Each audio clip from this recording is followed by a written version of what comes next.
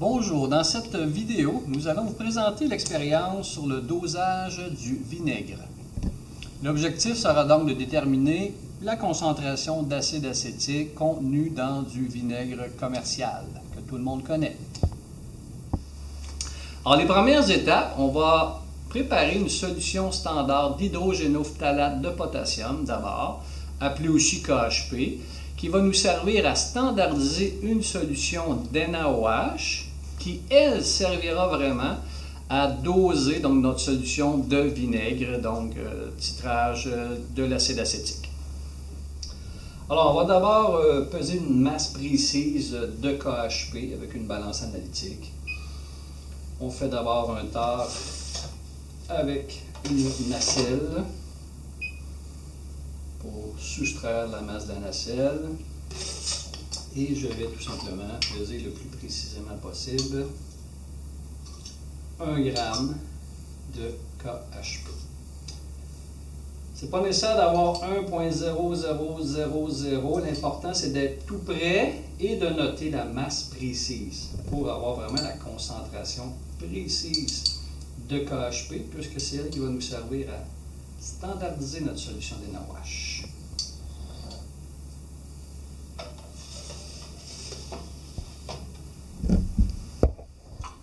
Alors, j'ai 1,0065 g de KHP.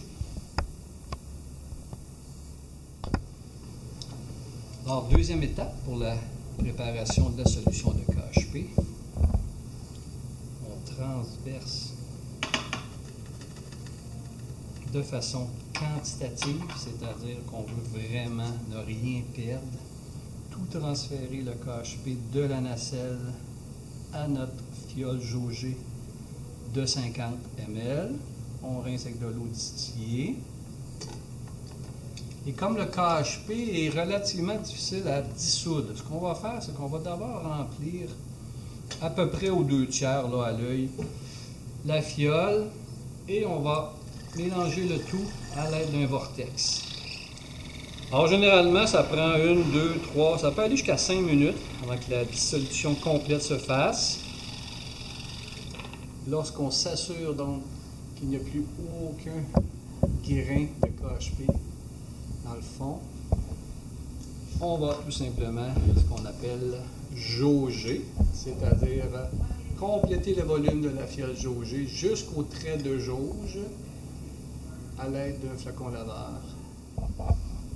Donc le bas du ménisque doit accoter la ligne du trait de jauge pour avoir précisément 50 ml total. Brasser, bien important, on inverse pour avoir la bulle en dessous qui devient au-dessus. On la brasse, on revient. On fait ça 3, 4, 5 fois. C'est très lissé aujourd'hui. 3 fois va suffire. Deuxième étape, nous allons préparer une solution fille d'NaOH. Pourquoi fille? On va partir d'une solution mère déjà préparée par le personnel technique. Solution mère d'NaOH à 1 molaire. Environ, c'est ce qu'on va s'assurer ensuite avec le titrage, avec la KHP. On va faire d'abord une dilution de 10 ml dans une fiole de sang. Alors, de la solution mère ici, d'NaOH 1 molaire, on en prend une 15, vingtaine de ml. Je pipette un 10 ml à la pipette jaugée. Donc, on vous rappelle, pipette jaugée, c'est un volume unique qu'on peut délivrer précisément. Ici, c'est 10 ml. Je laisse descendre le volume jusqu'à ce que le ménisque accote le trait de jauge pour avoir précisément 10 ml. Si j'ai une goutte ici qui déborde, elle doit aller dans la fiole. Sinon, on laisse tout simplement libérer le liquide de la pipette librement dans la fiole. Et on ne pousse pas la dernière goutte avec une pipette jaugée. Donc, il devrait en fait rester l'équivalent d'une ou deux gouttes à l'intérieur, dans la pointe de pipette, Ça, c'est normal. Par contre, s'il y a une goutte qui voulait sortir, ben, en sortant notre pipette, on frôle les parois. Fait que la goutte qui devrait tomber, elle va tomber. Et on va tout simplement jauger avec de l'eau distillée, toujours jusqu'au bas du ménisque, à côté au trait de jauge, pour avoir précisément notre 100 ml total. Je mets le petit bouchon lorsque le jauge est atteint. Et pour brasser, bien important, on inverse pour avoir la bulle en dessous qui devient au-dessus. On la brasse, on revient. On fait ça 3, 4, 5 fois. C'est très miscible aujourd'hui. Alors, la troisième étape va consister à standardiser notre solution d'NaOH fille que l'on a préparée. Je vous rappelle pourquoi on appelle ça standardisé. C'est que le NaOH, on ne peut pas se fier exactement à la masse que l'on prend pour préparer une solution précise. C'est un produit hygroscopique, etc. Il peut changer un petit peu dans le temps. C'est pourquoi on utilise un standard primaire, aujourd'hui KHP, qui lui est très très stable. Lui, on connaît précisément sa concentration du fait qu'on a pris une masse précise. Et donc, c'est grâce à ce titrage-là qu'on va être en mesure de déterminer précisément la concentration de notre NaOH fille. Alors, idéalement, donc, première étape, on va remplir la burette du NaOH fille. Alors, ce qui va le mieux, c'est de le transférer d'abord dans un bécher parce qu'il y a un bec. Voici notre burette graduée de 50 ml. Généralement, on va se placer au-dessus de l'évier. Ça se pourrait qu'on en renverse un petit peu, donc c'est toujours plus sécuritaire. On s'assure que le robinet est fermé. Et là, je vais remplir ma burette d'abord, bien au-delà du zéro en haut. Alors, pourquoi je vais en mettre plus haut que le zéro? C'est que je vais devoir m'assurer que le bout de la pipette, le bout de la burette, pour l'instant, c'est de l'air, mais je dois la remplir vraiment de NaOH fille. Alors, je vais ouvrir mon robinet, tout simplement, laisser couler, m'assurer que tout est plein dans le bas, et ensuite, on va amener le tout à côté sur la ligne de zéro. Alors, j'ouvre. Des fois, il faut secouer un petit peu, s'assurer qu'il n'y a plus de bulle dans le bas. Donc, là, tout ce que je regarde, c'est de m'assurer que le bout de la burette est bien rempli de NaOH. Et là, c'est fait. Là, j'ai descendu en dessous de ma ligne de zéro, donc je vais remettre du NaOH fille au-dessus du zéro. Et là, je n'ai pas à me soucier du bas, on sait qu'il est plein.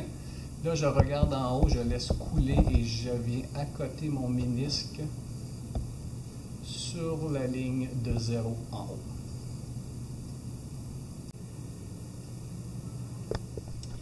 Alors, évidemment, on installe la burette sur le support à burette. On va maintenant introduire 10 ml de notre solution de KHP à l'aide d'une pipette jaugée dans un Erlenmeyer de 125 ml pour le titrage. Je laisse couler librement.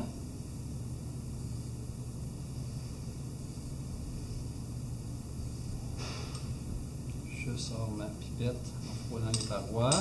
Et justement, pour s'assurer qu'il n'y a plus de KHP sur les parois, sinon ce KHP-là ne sera pas titré, ben, on rince tout simplement avec un petit peu d'eau distillée. Et non, ça ne changera pas le titrage en rajoutant un peu d'eau, parce qu'on a le même nombre de moles de KHP dans notre Erlen. Ça ne va pas changer. Et on va rajouter un colorant, donc un indicateur, qui sera le rouge de chrysol. On va mettre 2 ou 3 gouttes, qui va passer donc de ce petit jaune-là. Et ce que l'on cherche, c'est la goutte de NaOH qui va faire changer notre couleur du jaune au pourpre persistant. Il faut que ça reste là, une vingtaine, trentaine de secondes. Alors, on y va. Alors, évidemment, on n'a aucune idée, en principe, de la quantité nécessaire que ça va nous prendre de NaOH pour le point de virage. Alors, on y va prudemment. Évidemment, avec l'habitude, on sait quand on approche du point de virage, c'est lorsqu'on va voir une première couleur pourpre qui va apparaître.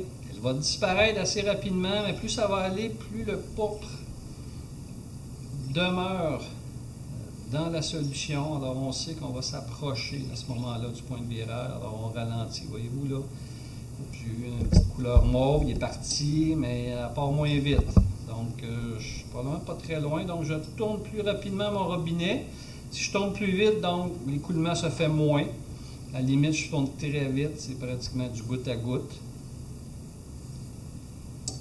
Et voyez-vous, je ne sais pas si on le voit bien à la caméra, mais là on a vraiment un changement de couleur, et voilà.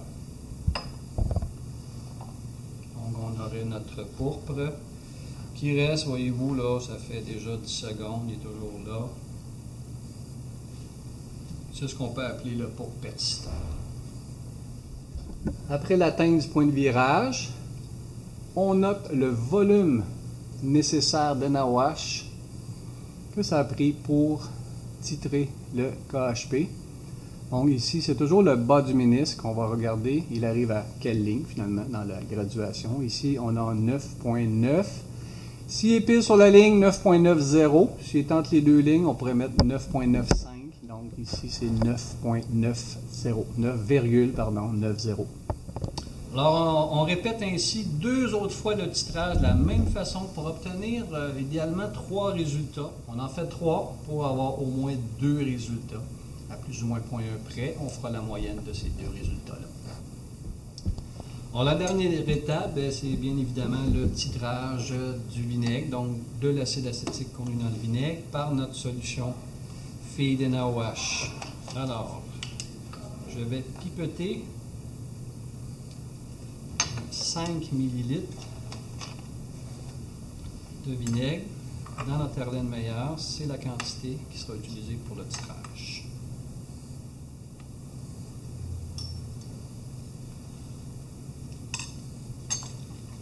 Et je rince toujours un petit peu les parois pour être sûr que tout le vinaigre est au fond. Alors on va ajouter notre indicateur de rouge de chrysol, encore une fois, 2 ou 3 gouttes. Et pour le NaOH, pour éviter de gaspiller finalement, on n'est pas obligé de remettre toujours le NaOH jusqu'au trait en haut à 0. On peut tout simplement aller par soustraction. J'ai en fait ajusté mon volume pour avoir un chiffron de NaOH. Là, je suis à côté, je suis sur la ligne de 10 ml précisément. Donc, je vais tout simplement par soustraction tantôt calculer, prendre en note le volume obtenu des NaOH, le volume nécessaire de NaOH, encore une fois pour faire passer du jaune au pourpre persistant. Alors, je ne sais toujours pas la quantité, donc je vais y aller quand même prudemment.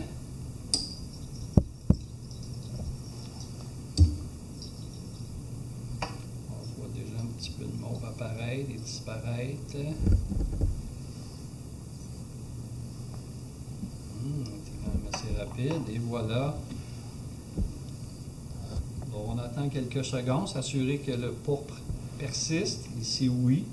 Bon, on parle de 20 à 30 secondes. Là. Donc, j'ai ici un volume de 13,9. En fait, mon ménisque est à 13,9, mais comme je suis parti à 10, je fais 13,9 moins 10.